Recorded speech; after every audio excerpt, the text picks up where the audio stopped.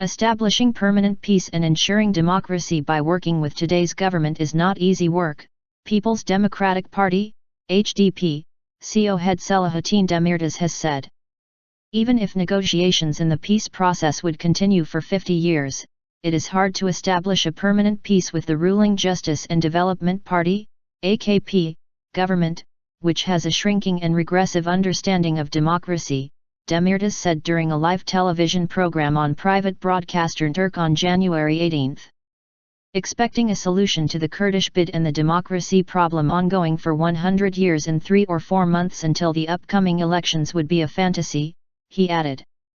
Demirtaş also touched on unrest in the southeastern district of Cizre, which has risen sharply with the recent killings of youths, accusing the government of implementing a policy of tension in the region. There are powers embedded in the government which have been trying to begin a conflict that can break the peace process for a long time. But these are not powers unknown by the AKP or formed despite the government, he said. The government is using this as a policy of controlled tension. I don't see what happened in Cizre as a move against the AKP. The government wants to send a message.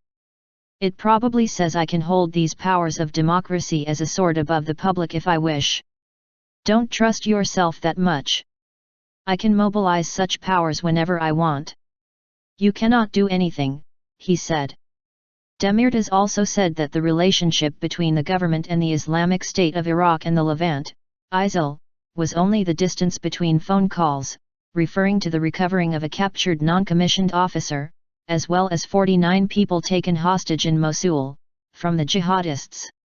He accused the government of tolerating those who were determined to be jihadists by allowing them to cross into Syria with touristic visas, saying that almost all of the militants of al-Nusra and ISIL arrived in Syria via Turkey. The suicide bomber who hit Istanbul's touristic site of Sultan Ahmet was covered up by government officials because she was a Salaf, Demirtaş said, adding that the reaction would be louder if the assailant had been a member of the outlawed Revolutionary People's Liberation Party/Front, DHKP/C.